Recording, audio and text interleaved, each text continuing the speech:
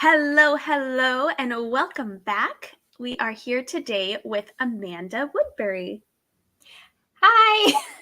Thank you for joining us today. I'm super excited to have this conversation with the Ways We Mom podcast idea. I really wanted to make sure that I could share voices that weren't just mine because I think we all have unique experiences and we all have learning paths that we go on in our motherhood journey. And even right in the little preview section before we started, you taught me something. So I'm super excited for this conversation. Would you introduce yourself to this crew and tell them a little bit about who you are, what you do? Yeah, that stuff. All right. Hey guys, I'm Amanda Woodbury. So I am a intuitive mindset crochet instructor. So I basically just teach crochet for the emotional benefits that we get from it. I love that. And I've taken classes with you because it's sort of a lost art. I know growing up, it was seen as sort of like old lady stuff. And I didn't realize like the reason these old ladies were doing this is because it's therapeutic. Yeah, absolutely. Before things like BetterHelp, you had to figure out how to stress release at home. Yes, exactly. And doing something creative it releases all sorts of happy chemicals. And so I'm just bringing that forward a little bit more. I love it. I love it. All right. And how many kiddos do you have? I have 2 boys. Awesome. How old are they? So my youngest is 10, turning 11 this weekend, and and my oldest is 13. Nice. So you have been through some stages. You had said that you and your husband had to work to break some cycles. Can you tell us a little bit about whatever you're comfortable with? Because you never have to share anything you're not comfortable with, first of all, but a little bit about what made you want to break cycles? Why did you choose to break cycles? What cycles did you decide to break? And if you can, like, how did you join forces with your husband in that? Because I think that is something that can be so tricky. So the way I'll explain it is this. So my husband was raised by late boomer generation, and he's at the tail end of the Gen X generation. So if you're familiar with any of those terms, you've probably seen all the memes, like how they were raised, all the TikToks about how they're raised. That's very true. So he's more of like very masculine, like we don't talk about our feelings. We don't, physical punishment, like spanking is okay and all that stuff. I was raised by a early Gen Xer, and I am a millennial, an early millennial. So I'm in that, like, I understand that. Like, I was raised understanding, like, we don't talk about emotions and we spend a lot of time alone. So I was raised, like, by a Gen Xer, like, in the millennial world. So I'm kind of, like, on that border of, like, yeah, I get that, but that's not healthy. So with those cycles, I pretty much was raised in a way of like, that did not help me. I had a lot of childhood traumas, and my husband, I'm pretty sure he's had some childhood traumas, but he doesn't talk about it. So I don't know for sure. And I'm just trying to like live by example for him. Yeah. I think that's something really important. I just want to grab that. We can actually always change somebody else. So there are certain rules and boundaries you can set in your relationship. There's hard lines, and you should really have these conversations before you have children. But being the example can be really powerful. And if you are unsure, I know trauma is a big buzzword, and there's kind of this like counter movement now of like, not everything's trauma, which is true. But there is an ACEs test that anybody can look at online, and it's only 10 questions, and you can kind of get a feel for like, do I have childhood trauma? And also understand that the thing itself isn't inherently going to be trauma for you. Being left alone to deal with something overwhelming is. And so a thing that happened to one person maybe didn't land as trauma for them because they had another person in their life that was like, oh yeah, this wasn't right. This shouldn't have happened. Let me help you through it. And that protects them from that becoming a trauma versus somebody else who the thing happened and it was like, yeah, well, you deserved it. now my whole system is like, I am little and I don't understand the world, and why are my family hurting me? Yeah. And that can land and stay, and that has to be processed as an adult. So I totally get the rejection of the whole idea, but it is 10 questions and you can do it privately and nobody has to know your answers, but Yep. you can get a number.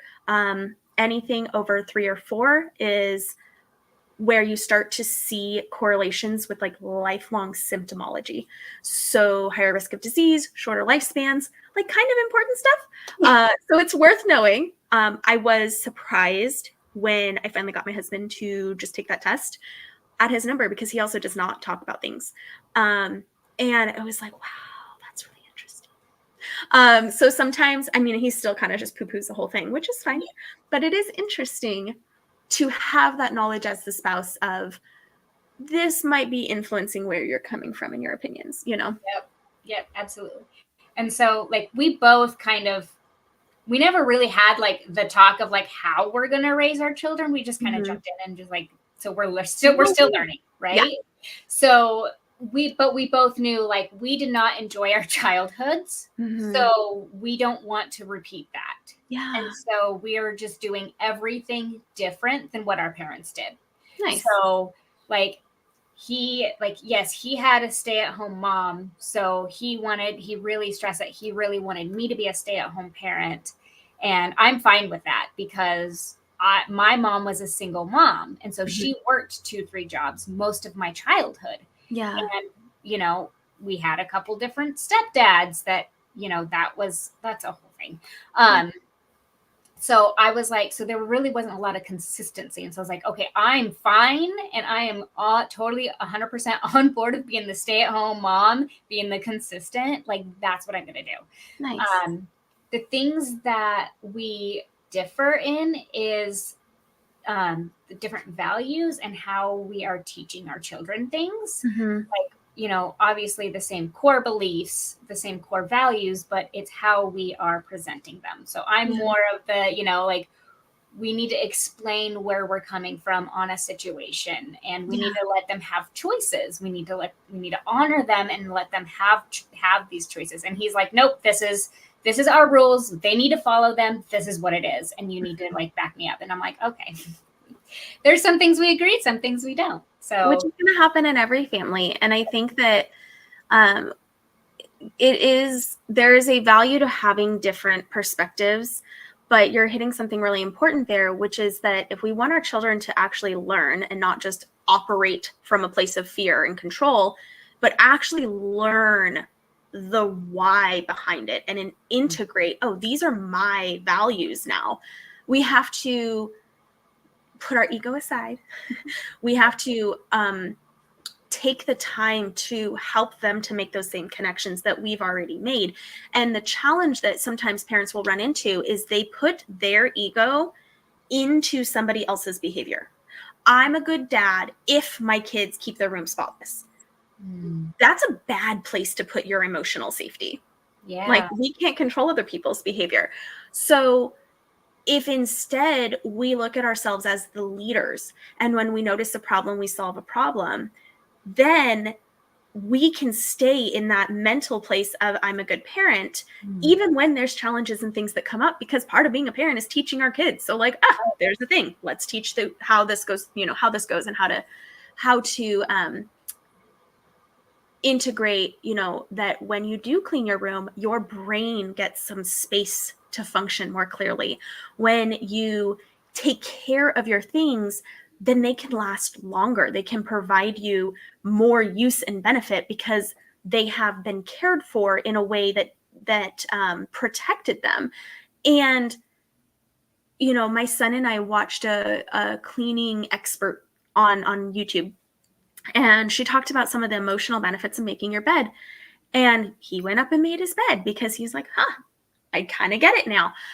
Sometimes having an outside mentor can provide perspective it just clicks for our kids in a way that maybe hearing the same thing from mom over and over again for 15 years maybe doesn't click the same way. And I don't think we have to be afraid of that either. Like, if we call in our family or our friends or, community mentors, that are able to share wisdom with our kids too, that can be really cool. So when you and I were talking about your kiddos, you were talking about one of them, like how they create their own like emotional comfort. And I would love for you to share a little bit about that because one, it was super cute. And two, you used a term that I had never heard before. So what I was talking about was how my 10-year-old is a nester. Mm-hmm. So he creates nests, and it's not, and like what I was telling you, it's not about that he feels the need to create safety away from the outside world, but it is just such a comfort to him to know that he has his favorite things around him constantly. And it is straight up comfort. Like, it's not because he feels like unsafe or anything like that. Again, it's just it's kind of a family thing. Like, we know that, I'll just call him T. We know that T loves his fuzzies and he loves his blankets and he loves his pillows. And I started like early on, I tried, and I kind of feel bad, but I kind of don't at the same time. But because I was a learning process as a parent, it was like, when he was younger, I saw that this was a habit, that he always had to have like 20 pillows in his bed and, all these stuffed animals. And so when he was like 6 and 7, I was trying to train him out of that. Mm-hmm. And then I kind of just stopped trying. And then I was like, you know what? This is a battle that I don't have the energy for. So I'm going to stop and just let him be. And it just, it was never an issue again. So now I'm where he also has ADHD. And so I'm trying to work on, okay, I'm not going to remove these things off your bed, but let's organize them and make them look presentable when you're not using your bed. Mm-hmm. So he has his stuffed animals and his pillows lined up against the wall because his bed is up against it. Yeah. Like, let's straighten out our blankets. We know they're here. So while you're in school, you know that they're safe, they're together. You don't even have to think about them. And then as soon as you come home, you can make your pile. You can roll around. You can bring your blankets out to the living room. You can bring a pillow so we have boundaries around it because, oh my gosh, if we just let him be, it will be all over. Right. And I think you're touching on so many really beautiful things. One, sometimes we have fears. And I know that I have an 8-year-old who loves stuffies. And interestingly, I have a 10-year-old who is very like stoic and does not like, he's never had to comfort anything in his life. He wouldn't take a binky, I don't know. He's so interesting. And he will say like, isn't he a little bit old for that? And I'll ask him, like, what do you mean? What do you think is going to happen if a 8-year-old or a 9-year-old really loves stuffies? Like, what are you afraid of? And I see that with parents sometimes. They're like, well, he's a boy. He needs to man up. I'm like, guess what? An 8-year-old's not a man. Yeah. And if a grown man wants some soft blankets, maybe that's actually okay. Maybe we can make that okay.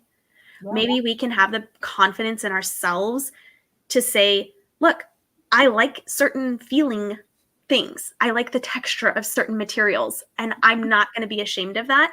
And the people that, maybe they were raised with these really rigid rules, kind of arbitrary rules, maybe those aren't your people. Maybe you meet some really cool neurodivergent people or neurodivergent, tangentially related people, their brother had neurodivergencies, or their mom or whoever, right? They get it. And they're like, yeah, what harm is that? You can totally find those people. And I think that for me, the stuffies and the blinkies and stuff, that part isn't hard for me. It's actually my oldest, the way that his humor can be really dark, and he's so young that I'm like, oh, I don't know that you can say that because I worry about people, their judgment. And I was with a group that it's like a homeschooling group where pretty much all of the parents and kids have some level of neurodivergency. Mm-hmm. And one of them was talking about her son and some of the jokes he was making at the park. And I was like, that sounds just like my kid. And I was like, oh, wow, like you can find places where it doesn't freak people out. Like these are your people. And so I shifted my perspective to helping him find his people instead of trying to change him to make everybody his people. Because honestly, Right. like that's not going to work anyway. No. It'll backfire eventually. Yeah, but there are still boundaries. Yeah. You know, I'm responsible for keeping our home somewhat-ish orderly, and I have ADHD, and that's not easy for me. So no, 4,000 stuffies can't go in the living room because I'm going to get overwhelmed. You have a space for that, and you can utilize that space.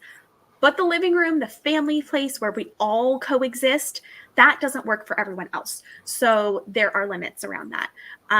You know, even with my son's humor, he was holding somebody's baby and he starts like poking at the baby. And I was like, what are you doing? He's like, I'm looking for the self-destruct button.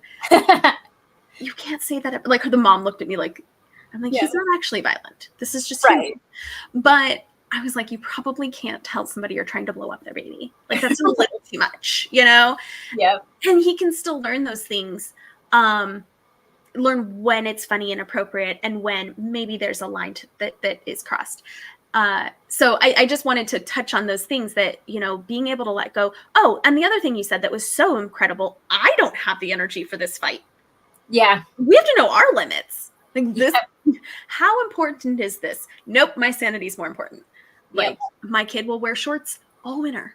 Yep. Same thing. And that, especially with their ages, like as they get older, like with my 13-year-old, like I literally, like, it's an everyday decision. Like when he comes home and he has an attitude and obviously he's having an emotional response to something, whether it was negative or positive, I always welcome him home every day the exact same way, regardless of what he's feeling. I'm just always like, hey, welcome home. How was your day? Oh, you don't want to talk? Okay. And then like, if I could tell that he's like really actually upset. And my oldest is very, he's introverted. He very much keeps to himself. And so like, he's a hard nut to crack sometimes. Yeah.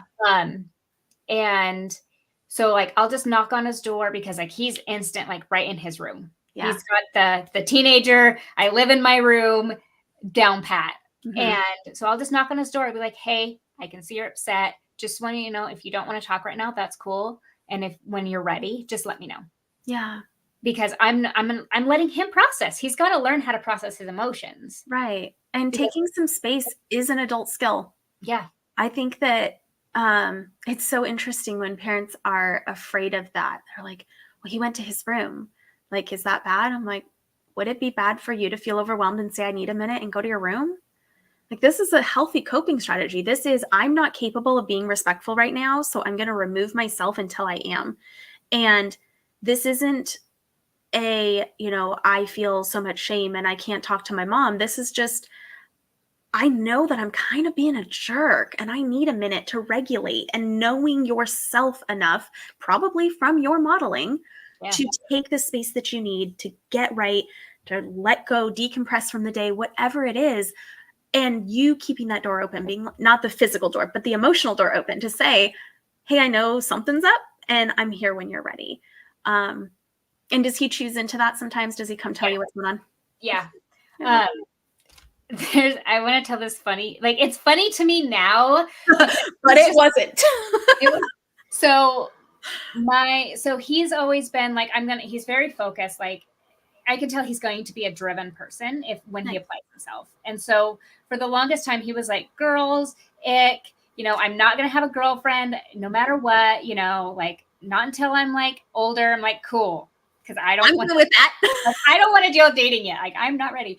So earlier this year, in the school year, he did get a girlfriend. He got his first girlfriend, and they dated for about a month. And it was so funny because he was like cute about it. He's like, I like her, but we never really like got them to connect like outside of school. So they go to 2 different school districts. So really they just communicated on the phone. So it's like a phone girlfriend basically. Yeah. Which was so cute in itself. And then finally, like, I noticed like he was really upset one day, and I'm like, hey, are you okay? And he's like, I'm not going to talk about it right now. And I was like, cool, just let me know. I love that boundary. Yeah. And then he came to me and he's like, I was like, I can tell you're not okay. Like, well, at least give me something, like, because I didn't want him to shell up too much. And he was like, oh, I broke up with her. And I'm like, oh, okay. Mm. Well, if you want to talk about it, just let me know. So then it was like through like over the course of a week, Yeah. I got little tidbits here and there. The trickle effect. Yes. And so it basically roundabout came out to be he broke up with her because she was annoying and was crazy. And I'm like, okay, first of all, this is where you recognize that you are not ready for a relationship. You are not emotionally ready to deal with a woman's emotional things. And I said, and just so you know, all girls at this age are annoying and crazy because we feel boys are annoying and crazy. So let's just hold back. You can worry about relationships later. You can have friends. You can focus on that. But right now, you're not ready, dude. And he's like, yeah, no, I'm good. I love his self-awareness. Oh yeah. I mean, that's tough. It's tough to not take it personally, right? Like to be able to hear that and be like, you're right. Yeah. I love it. And, you know, sometimes that, the other way to call it is breadcrumbing it feels a lot safer for them to be like, I'll just drop a little bit and then I'll pull back and then I'll drop a little bit and I'll pull back. And they're kind of testing those waters because vulnerability is a very hard feeling. And a lot of parents think that vulnerability with our kids is a bad thing. I know growing up, like that could never happen. The idea of saying, ooh, I was wrong about that, I'm sorry, could never be in my home. And I think that there's a couple ways that that can go sideways. One, kids end up thinking, oh, well, grown-ups never get it wrong, which as we know is not true. But then when they're an adult, they are thinking like, I have to get everything right. And if I'm not, I have to just pretend that I am. Yeah. I have to deny that self-accountability because what does that say about my value or my core self? And when you're raised with somebody who's able to go, oh yeah, I was wrong about that one, then they're able to do that. And I noticed that in my 10-year-old, you know, because he's my oldest, he's really good at that. He needs a minute. He has to regulate. He can get real set off and he has to be able to come down, but he can articulate, this is what I was thinking. This is where it went sideways for me. This is how I felt. Like he's great at that. And I believe that comes from me modeling that for him, me being able to say, you know, yeah, man, I really shouldn't have yelled at you like that. I felt incredibly frustrating, and that's my problem. I am responsible for my emotions. Even if I'm frustrated, it is my job to go, oh, that's too much for me. I need a minute. And by doing that, I'm able to make it a home where it's safe to do that process of vulnerability and ownership and accountability. And one of the things that that does not mean is sharing every single feeling you have with your child. Right. We're adults. They are not our emotional support people, and they shouldn't be. We need friends. We might need a therapist. We might need, you know, talk to our spouse. But our children are not that. It's not their job to take care of us emotionally. Right. And we should still own it when we F up, because we're going to sometimes. Yep. I totally feel that. And it sounds like you've done that because to have a 13's a hard age. It really is. It's so cute though. Like, I don't know. Like, I'm one of those parents. I'm like, I am loving having a teenager because I adore teenagers. Oh my gosh. The hardest thing for me is to keep a straight face when he's like having an attitude and he's just like, ugh, you know, about everything. And like, why do I have to do this? You know, and I'm just like, you're just so darn cute right now. Like, I just want to squeeze you, but I'm like, I have to remain, you know, I have to be like, okay, I understand you're frustrated, but the way you're talking to me is not okay. Right. This isn't how we talk to our family. Yeah. And I think it's important. So we'll use this as an opportunity to talk about adolescence. So in adolescence, the developing brain, prefrontal cortex, this front part, doesn't fully develop until 26 in boys, even longer for boys with ADHD, for people with ADHD. But in boys, 26, and girls, 25, these are rough ages. Every human has a different trajectory of development, but these are rough ages. The limbic center, though, that's in control of the emotions, goes rapid fire in adolescence. So you've got tortoise in the hare. Yeah. You have got the hare with these emotions taking off. Yeah. And then you've got the tortoise like doo-doo, doo-doo, doo-doo, doo-doo. And the prefrontal cortex is responsible for things like time management, emotional control, thinking before you act, thinking, oh, let's see in the past these things. And maybe if I do this, like thinking through, taking a big task and breaking it into pieces. This is why you'll have a lot of high schoolers that like stink at getting projects in, or they'll wait till like the last second. Yeah. Me. Yeah. But it's all executive functioning. And so they're not going to be good at it. They start to look like adults, though. So we start to think of them as little adults instead of its own developmental sphere. And they still very much do need their parents. And they are still very much able to make good decisions if they have all of the information. And so you talked earlier about how important it is for them to make choices in their life that are age appropriate. And it's so important that our kids know we believe them and we believe in them. We're not going to have, when I say this, sometimes parents are like, oh, I just didn't have any standards for my teen. No, not at all. They want us to believe in them. Yeah. And when they're struggling, we want to break that down and look at what is making this a challenge. What kind of scaffolding or support do you need? He seems to know what he needs. He needs a minute. He needs to go decompress because he comes in the door kind of jacked up. Yeah. Sometimes he needs to ask questions. Why do I have to clean the table? Great question. What do you think? When you have kids, what would you tell them? It's something I asked my oldest because he is really good at answering questions, not so much at being told.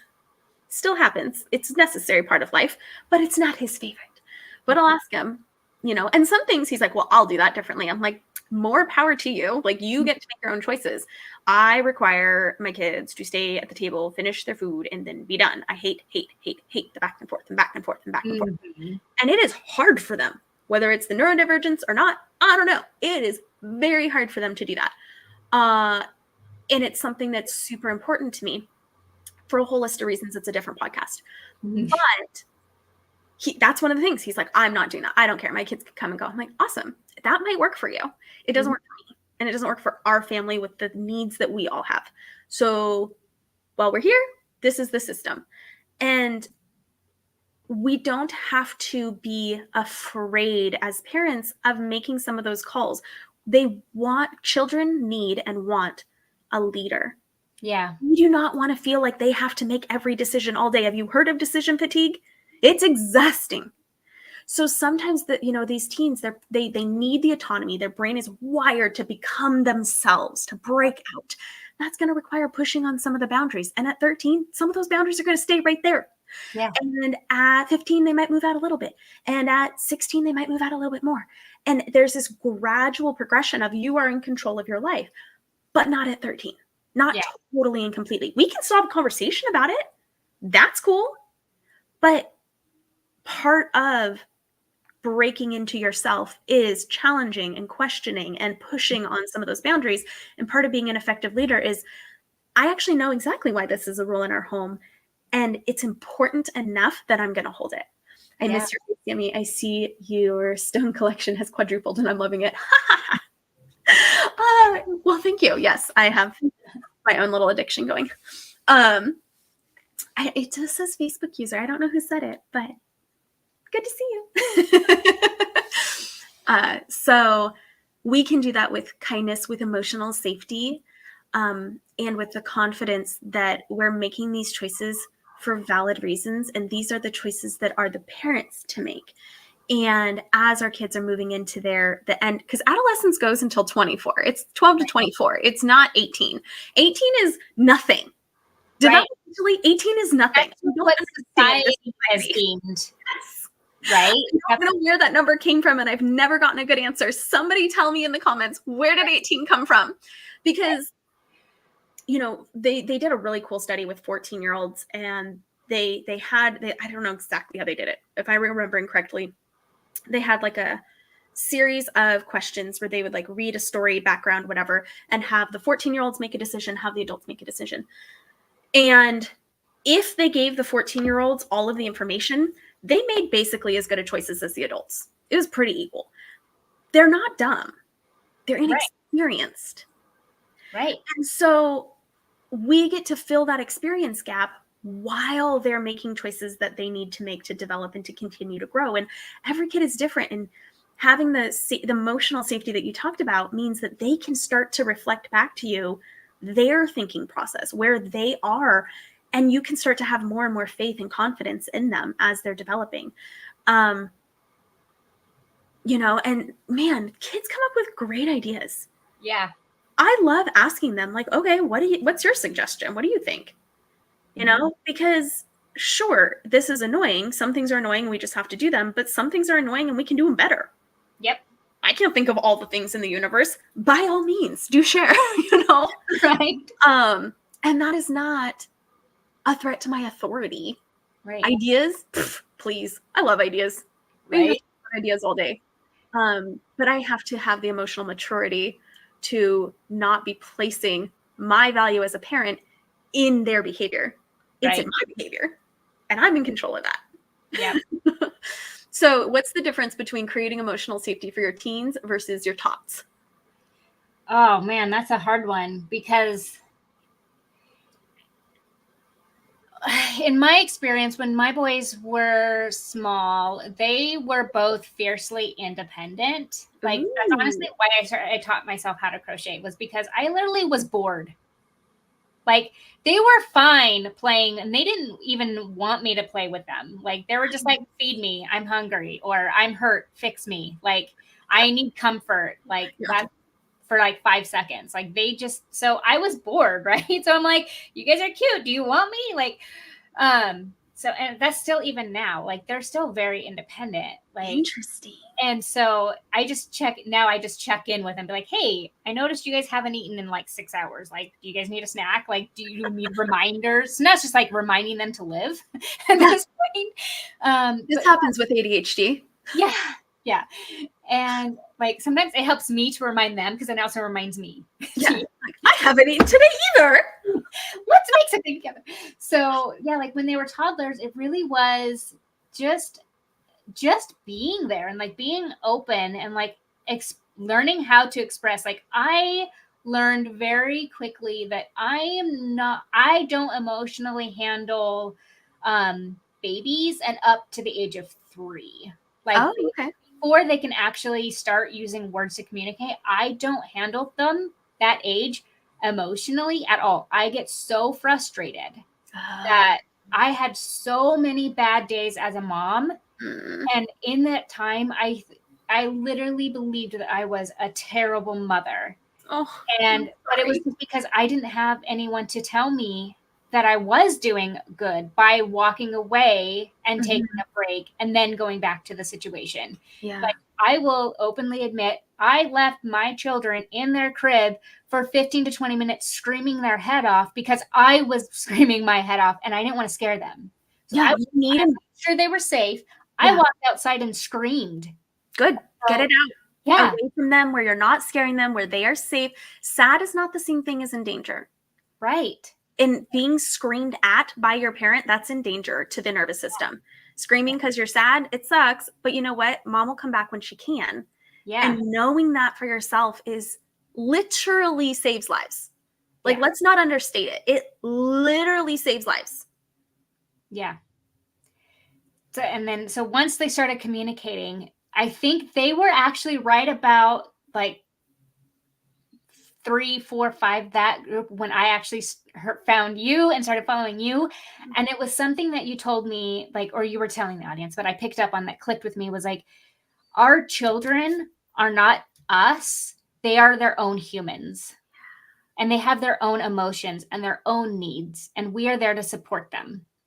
And that clicked for me right at that age, to where I was like, okay, I'm here they don't know what the heck they're doing emotionally. They have no grasp other than this made me mad, or I'm hungry and I want to murder everyone. Like, maybe Rage not hunger is it really, Even in boys, like, oh my gosh, those, oh man, they scare me sometimes. They're my little T-Rex, I swear. Like that meme of like, like holding back, like that is legit. For real. So, just it just clicked for me, and then I was able to be like, okay, I'm going to not spank them because they're having an emotional response. Good. Like, I didn't want to spank them. Like, did we have situations where their dad like was enraged instantly and woke them up by spanking them and dragged them outside? Like, I disagreed with it, but I let him handle it. And to this day, like this is something that I'm still working on, is to this day, those children, though my boys, have the distinct memory of that. Yeah. Did it traumatize them? I don't know if I can label that. I'm not a therapist. Yeah. But to this day, they know that what they did was wrong, and it made dad mad. See, I want to pause you there because it did not make dad mad. Dad allowed his anger to get the best of him. Children cannot make us feel anything. Yeah. And it's very common language. I'm not picking on you. Right. But it's so important to, if there becomes an opportunity to go, you know what? Actually, dad is responsible for his emotional behavior. He made a choice. Mm-hmm. You did not deserve to be hit ever for any reason. Yeah. And part of parenting is learning and growing.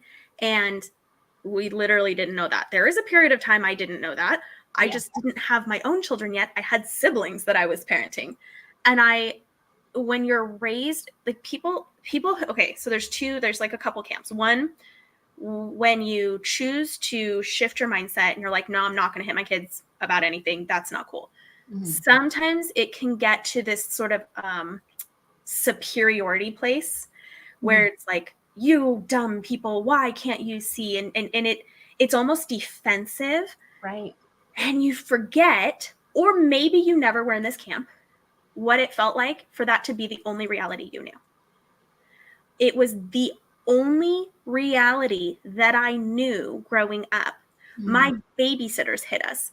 My friends' parents hit them. My grandparents hit us. Like, there was never the opportunity for my mind to consider that humans could be raised any other way. Right. Until a long series of events, which is also another podcast, that it was like a, wait a minute, what? Mm-hmm. Kind of moment. So I can feel for those little boys because I know that feeling of that, like, I'll call it traumatic, for me at least, that traumatic memory and having this tied to this person that you do love, that's supposed to love you, that's showing you what love is, and then it gets tied with hurt. That sucks. And I know that feeling of almost like a fear, if I don't do this, I've failed my children. Right. Which is born from their parenting, which is born from their parenting, which is the entire point of cycle breaking. Right. It is being in this moment of, I am terrified that I might be making the wrong choice, but I know how I felt. And if I'm going to make a mistake, I'm going to err on the side of treating you with dignity and respect. Mm-hmm. And maybe there's corrections that happen, right? Sometimes people do go a little too far and they're like, I'm so afraid of having any rules. And then they have a 16-year-old, this was in a book recently, who doesn't know how to order food because they've never had like the tools to push them to be like, right, try it, do it, right? They're like so afraid to cause any kind of discomfort whatsoever. Okay, well then there's an error, right? We can still correct for that.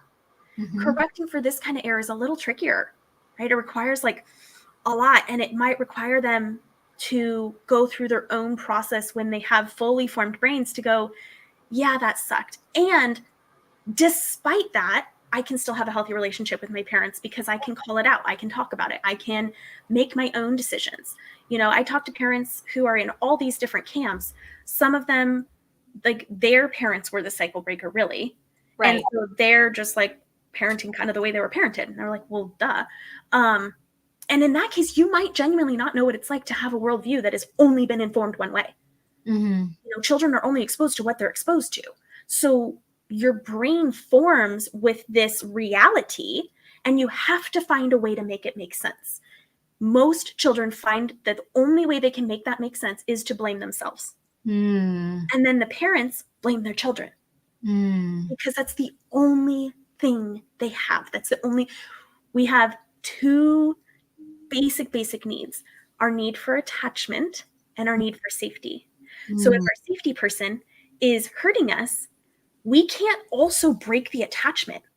A 10-year-old, a 7-year-old, whatever, they can't be like, you are a bad dad and I'm never talking to you again. They will die, actually. Like if they go off in the world on their own, they will die.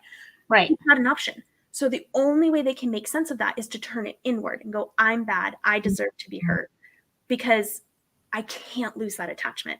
So that's the part we correct later. If we make these kinds of choices and we later are like, because it happens, like a whole bunch of our group has had some version of this in their past. And it absolutely can be repaired. That's the beauty. That's my favorite fact about parenting, is that any mistake that you make with your kids, you can repair. I have seen 65-year-olds repair with 82-year-old mothers, okay? It is a thing. Yeah. And it requires that vulnerability, which sucks. We hate it. And it is I thought I was doing the right thing. And as I sit with this and I learn and I listen and I allow myself to experience the world through your eyes, or even see your reaction years later, I go, ooh, no, I don't like that decision. And if I had to do it over again, I would do it a little differently. No. And sometimes that's us as a mother going, yeah, no, I would have stood my ground and said, hey, you can be pissed. Go punch the punching bag, get it out of your system, because grabbing them, snatching them up out of rage, that's not control. That's not a choice. That's a reaction. Yeah. And we can't go back in the past, but we can actually, in a way, overlay past memories with new understanding by helping make sense of it in that ownership place, not the blame place, but the ownership place. And that can be really, really transformationally healing. So I appreciate you sharing that aspect, because you're not alone. You know, a recent book that came out said something about like, this is the first generation that's been raised completely without spanking. I'm like, that's not true. No, it's not. 69% of parents in the last survey I read have spanked their kids at least once. Yeah. That's a lot. There's no, and it did come down from 89%. Yeah. So like, in my opinion, yeah, that's awesome.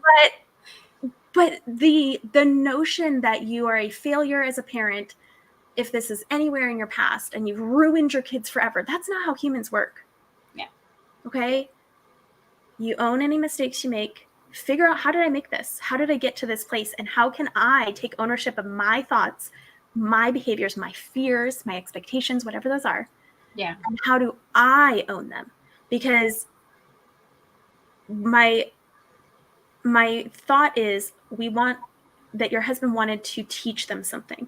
Right. And every single adult human who learns every day, whether they learn a trade or they learn a craft or they learn a skill or they get a degree, they learn without being hit. So I promise you it's possible. It is.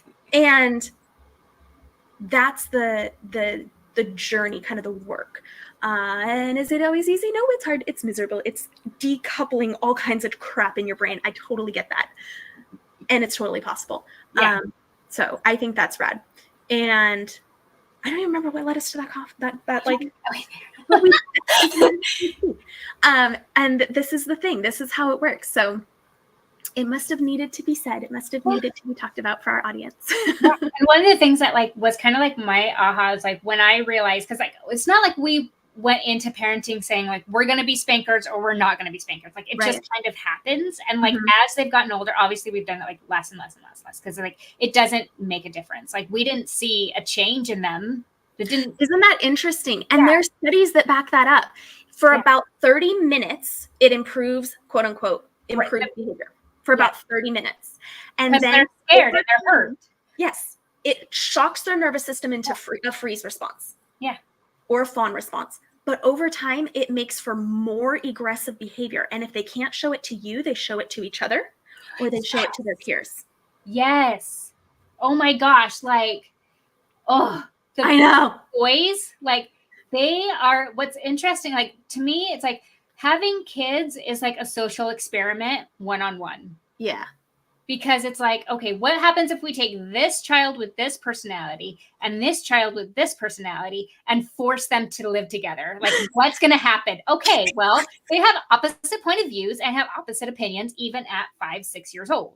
Mm-hmm. Like, they're going to, it might be the fighting over a toy or whose turn it is. But yeah, like my 10-year-old, he's got like this, oh man, this boy holds a grudge like nobody's business. Like Mm-hmm. I've had to teach him, like, and it's ongoing. And I know as he gets older, I'm going to have to teach him different methods to do this. But it's like, okay, I understand you're angry and you want to hold on to this, but it's going to hurt you more. And so I've had to like actually like physically step in and be like, okay, you had this argument 2 hours ago. Your brother's already let it go. You are not going to go into his room to start again. Fight. Like, no, we're done. We've moved on. Like, you're the only one that's holding on to this. Like, come on now. One thing that might help him now that he's older is because usually when we're holding on to something, what we're doing is we're dress rehearsing for this thing to happen again. We're mentally like creating this scenario because we think if we like practice enough in our head, then we'll be able to prevent it. So what we've been working really hard on in our family is boundaries. And so I will say to the 10-year-old, okay, well, what boundary can you place to impact this? What part of this is actually in your control? Some things are just literally different opinions. Like that is what it is. My 2 boys spent like 2 hours arguing yesterday about I can't even explain it because it won't even make sense. They play video games with their dad, and then they will take those and turn them into like imaginary games. And they were trying to combine 2 games, but the numbers don't match up. So one had one strategy, one had the other, and they argued about it for ages. The 10-year-old's very frustrated because the 8-year-old's like, don't really care, don't want to. Yeah. And it's like, buddy, you don't have control over his brain. You have control over whether you play with him or not. Yeah. He's like, I'm not playing with you. I'm like, great, that's your boundary. I don't want to play that way. It isn't fair. I'm not playing. Then you actually walk away though, because just standing there screaming that, hoping it'll change his mind, that's not actually a boundary. Right. So as I'm like helping him to go, good, that's a good boundary. That you do have control over, that you don't, he came up with an analogy that was able to explain it. It involved donuts. Like, all right, good for you, man. That is persistence at work. And they were able to work it out. But I am on guard because I'm not about, punching your brother over an imaginary game. You can be angry. You can kick an Amazon box. You don't have the right to physically assault his body because you're mad. And they're really, really, really good at that now. But we literally will go on YouTube and search the boundary song and sing the boundary song. And you would think that they would roll their eyes at me, but they actually love it. So I don't know. I don't have a 13-year-old, but my 10-year-old is totally on board with this funny little song. It's made for like little kids, but all of them love it. And my 4-year-old will say to me, I don't remember what it was. I think I told her to get her ice cold Tootsies off my legs. It was like painfully cold. She goes, is that your boundary? I'm like, that is my boundary. Thank you. So it's been a fun conversation and a valuable one. And so when I talk to an adult who's in that position and they're just like, it's like, okay, what part of this actually is in your control? And with that information, how do you then take that and apply your boundary to the situation? And remember, boundaries are what I will or will not do. It is not about controlling the other person. It is what I will or will not do, regardless of what you do, which is why I'm not playing with you is absolutely a healthy boundary. Yeah. I don't think this is fair. This is not how I want to play. I'm leaving this room. Great. Okay, so Facebook user, sorry. I don't know why it doesn't tell me names. The trauma is so deep for me that the minute the chaos in my brain becomes scrambled eggs, I literally know to walk away and cool off, but my body struggles and will sit there and yell. And then I come back with my tail between my legs to apologize to my kids. Controlling my reaction despite your many amazing tools is still such a struggle, especially during certain times of the month. I need a reactiondectomy. Fair. And because I don't know who this is, I apologize if I know the answer to this question, but do you have a therapist? Have you done EMDR? Have you done DBT? And DBT really, really helps you to broaden your tolerance for distressing emotions. Because here's the thing, whether you have the parents who are like, oh, don't cry, here's a sucker, here's a candy, here's the, please stop crying, or you have the, you stop crying right now or I'll give you something to cry about. Both of those parents cannot tolerate distressing emotions. And if you had either one, chances are your body has not learned what comes up must come down. It's okay. I feel angry. Angry is not an emergency. I don't need to rush to make this go away. I can just feel it. Anger is a sign that something's not quite right here.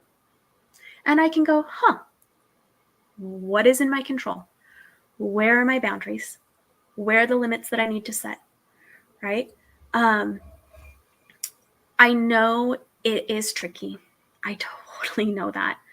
And it is an ongoing thing. And if I feel like I know who this might be. And so I kind of want to be careful what I say because I don't want to out anybody. Although I guess if you commented with your name. I might be able to see it. Hold on. We'll see if I can see because it doesn't tell me. No, it's not who I thought it was. Okay.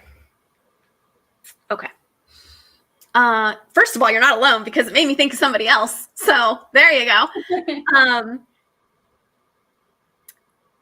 What is your next step? If you're in a space where you're cycling, so when you realize I have a reactionary problem, right? The first step is even realizing it at all. The next step is realizing it after you have reacted. The next step is realizing it in the middle of the reaction. So what do you have to cut yourself off, to pattern interrupt? You have neuronal connections between anger and reaction. They're there, they're connected. You have to break that connection. So for me, when I was yelling a lot, I don't even know about a lot, but it was the reactivity kind of yelling. And I didn't feel bad about it. I was just like, oh, well, I'm not hitting anybody, so I have the right to yell. I don't know. I didn't really think about it. Mm-hmm. And then a study was released that correlated the same, or maybe even proved, I can't remember now, the same damage to the same regions of the brain between spanking and between yelling, like where your kids are like cowering and afraid of you kind of yelling, where they like jump and they're like, wow, like if you scare your kids from your rage, that's not okay no matter what your rage looked like. Okay, I get that now. But it was like are you effing kidding me kind of moment for my brain. I was pissed. But I'm not going to deny the science. So then I needed to figure out a plan because I'm not going to keep doing this. So in that space of realizing I'm starting, what are you? Like painfully stopping, I would open my refrigerator and yell into my fridge. Because I might have already talked about this, but I've talked about it a lot, so I can't remember when. But I did that specifically because it made it clear to my brain they are not the people to yell at. I don't yet have the control to stop my volume from going haywire, but I'm at least going to direct it elsewhere. And I would stop saying words and just make noises. So I'd be like, like ridiculous stuff. Okay. But also with the fridge doors open, it was so clear to my kids, like mom might be going crazy. Not at us. And that was a huge step for me to breaking that connection in my brain. And then finding other things, closing my lips and humming, singing instead of yelling. When you sing, you send signals to your brain that you're safe. So when you are, Marines will do this. They like they're in like dangerous situations. Like they could be thrown into fight or flight and they can't afford that. They will chant or sing to tell the brain, nope, we're safe. We're in control here. It's like it triggers a whole different part of your brain in order to do that. Sing something stupid. Sing the Itsy Bitsy Spider, right? Itsy Bitsy Spider, the water spout, but she didn't have 10 laundry loads that got dumped on the floor. I'm not gonna scream because I want to be a better mom. And the Itsy Bitsy Spider went up the water spout. It doesn't have to make sense, right? But like doing something different with that energy. The energy is not the problem. It is the connection your brain has to, if I have this energy, I must do this. We just need to shift that. Okay. I love that. That's, thank you for commenting. I really appreciate it. Hopefully that is helpful. Do you want to share anything else that has been really, really poignant for you in creating emotional safety for your boys?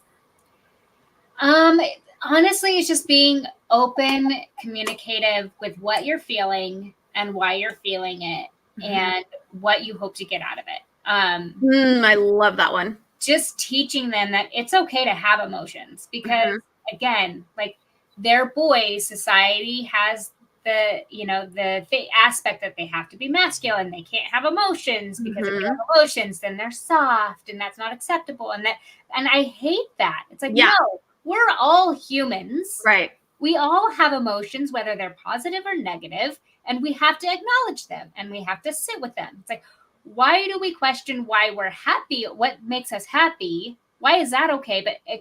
But expressing and figuring out, why does this make me angry? Why is that not accepted? Yeah. Like, yes, you're allowed to have your emotions. And as kids, they don't know the reasons behind their emotions. They just know what they're feeling. And so just being the soundboard for them to be able to vent, especially when things are out of their hands in a society, like in school. Like, why did they get in trouble for something that they had nothing to do with? They were just standing there. It's like, because you were there. Yeah. And being told by an adult, that doesn't sound fair. You're not wrong. That can be an incredibly healing thing. We talked at the very beginning about having an adult that can bear witness and walk with you through things. Yeah. That prevents crappy stuff from becoming traumas. Yeah. So really, it just boils down to just being their safety net, being there to catch them when they need you, and giving them the freedom to explore the world around them. So they can practice those hard feelings. They're going to be hurt. They're going to be disappointed. They're going to, make a dumb call. They're going to say the wrong thing to their friend, or they're going to upset their girlfriend. Like, they're going to go through these things. And if they think, oh, if I tell my mom about this, she's going to tell me I'm an idiot, they're not going to tell you. If they think, if I tell my mom about this, she's going to help me figure this out, then they're going to want to come to you. I will say, I have no filter. And this is my learning curve.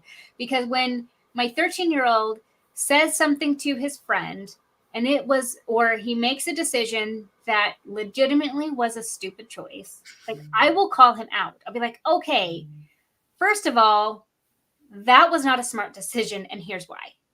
That is different than you're a fucking idiot. Right, exactly. I'm not. That wasn't a great choice, man. Oh, pain. Yeah, that's totally different. Like, I do this like all the time. I'm always like I'll say his name, but I'll just say K. I'll just be like, hey, dude, come on. Like, really? Yeah. Like, our word of the house is really? Yeah.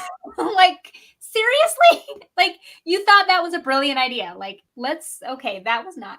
So but you said something earlier. What were you wanting to happen? And that's a great reflective question. We often say, why did you do that? Kids often can't answer that question. They don't know why. They just did it. It's impulsive. And the whole thinking before you act thing's not fully developed yet. Right. So what were you hoping happened? Is a backdoor sideways route to that same answer. Yeah. And it is so helpful to hear that, because we might think, oh, well, I was just hoping to punch my brother. But then you hear, oh, well, I asked him to stop pinching me 17 times and he wouldn't stop. So I shoved him off of me. And I'm like, oh, what looked like you punching your brother was really you defending yourself. I get that. Yeah. What were you hoping to accomplish by pinching your brother 17 times? Right. Well, he wouldn't give me back my whatever. And I'm like, okay, so what we have here is a skills deficit. You have a goal. You're not sure how to reach that goal. And you made an immature solution. You picked an immature solution. So how about now that I know this gap is here, give you better tools, and that can include asking mom or dad for help, because you're still here in our home. We're allowed to still help you. And guess what? When you're in college, we can still help you, but I'm not going to go argue with your teacher if you get yourself a bad grade. Right? Yeah. No, I'm always like, when Kay has a teacher that he absolutely hates, and he's always coming home and complaining about that teacher. And I'm like, you know what? Think about this from the teacher's point of view. It's a junior high teacher. He's got to worry about all these other kids. He is not picking on you specifically. He does not hate you and is not willing to not help you. He just doesn't have the time. And maybe have you communicated what you actually need help with, or are you being vague with what you're needing help with? Like, let's figure out, like, building. Yeah, it's like, okay, let's, I understand you don't like that teacher, but you only got like 3 months left of school, so you're just gonna have to like learn to communicate or just deal. My son is so great at saying, is it a problem if? So if I had said, it sounds like there's maybe a little bit of like wanting to minimize that level of frustration. And he would go, is there a problem with me not liking this teacher? And I would go, no, actually there's not. You don't have to like people. Like, you're allowed to not like someone. And it sounds like this is bothering you. So what part of that do you get to control? You get to control what you communicate, how you communicate your needs, how you ask for help. Maybe you get kind of stopped up and you're not really sure what to say. You can write an email to your teacher. I have those emails. Maybe in the middle of class isn't their greatest time. Maybe you ask, like, what are your office hours? Can I come by after school? I found that almost every single teacher had more respect for me when I would take my extra time after school, before school, to come and ask them a question. I was like, oh, you care about this, whatever the subject was. All right. And once they think you care, most teachers really do have an easier time going out of their way for you. It doesn't feel like a waste, Some teachers suck. I was a teacher. I love teachers. Some teachers suck. So I can't say one way or another which one it is, but what is your goal? Where do you have power and control? What can you do? Because we can't control, how the teacher acts per se, but you do have the power to communicate, the power to choose a new way to communicate. And I think sometimes that's really hard to see when you're right in it. It's too close. So as parents, we get to kind of bring that out a little bit and help them see the bigger picture of, okay, this is annoying to me because of this. And we know our kids, like, we know the difference between somebody who's being insulted and browbeaten in class versus somebody who's like, oh, they keep making me read. And it's like, I think they might be pushing you to achieve a little more. It is annoying. I get it. And it is part of their job. So if you control, communicating, maybe you say, hey, I get really severe anxiety. I know I can't just not read. Can you let me go first? Because otherwise I can't hear anything anybody's saying anyway. I would rather start. That way I can hear the rest. And then I know what I'm going to read when I come to class. I can prepare. I don't know many teachers that wouldn't be like, sure. Right. Proactive problem solving can go a long way. But I think that if there is a very strong sense that the teacher just cares about control, you don't necessarily trust that. And like I said, some teachers suck, and that. Yeah, that's what I told him. I was just like, you know what? You're not going to get along with every human. So but you're in a situation where we can't change your teacher. Like, we don't have that option. Right. So you either you just have to deal with it, but be respectful at the same time. Yeah. And where can you find your power? And sometimes that is literally in practicing your self-regulation. Like, this class is going to piss me off every single day. This particular customer, this particular, manager or whatever, I'm going to use my skills. I'm going to use this as an opportunity to regulate. That might be tapping. Like, I tap my chest, which is not one of the official tapping points. The official ones are like a question mark. So it's top of the head, forehead, the side of the eye, under the nose, on top of your lip. And then I think your chest. There might be collarbones. I think, is there one here? I don't know. I just know the collarbone one. Yeah, I know the collarbone one. And the reason I end up going to chest is because that's where, like, my inner child kind of resides. So usually if I'm stressed out about something, there's some connection to my inner child. And so tapping there is really helpful, and humming stimulates the vagus nerve. So for the Facebook user, singing works partially because of the humming. So if you're like, I am not singing at the grocery store, okay, fine. You don't have to be weird like me. I get it. Because I absolutely will. But you can hum instead. And the thing with humming is you can do it at different intensities. If you're real mad, you can hum real hard, and you can slowly start to release the intensity of your hum to get softer and softer, and it brings down your nervous system. So that's a cool one too that you can do for yourself at home. Can you hear that my printer just turned on like a ghost is in the room? That was weird. You've got some energy going on over there. Definitely. All right. Well, thank you so much for coming in and chatting with us today. Let us know how we can find you. For anybody who wants to learn crochet or who wants to use crochet and creativity to help their mindset, help their stress load, should they follow you personally? Should they follow a business page? I've got two ways for that. Yes, you can follow me personally. I'm all about making friends. So if you want to follow me personally, just find me on Facebook, Amanda Woodbury.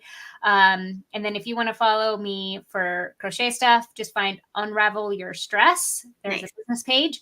That is where I navigate all of that stuff. So awesome. And I will post the link for your business page underneath this video. Awesome. Thank you so much for being here and chatting with us, and I will talk to you later. All right. Bye. Bye.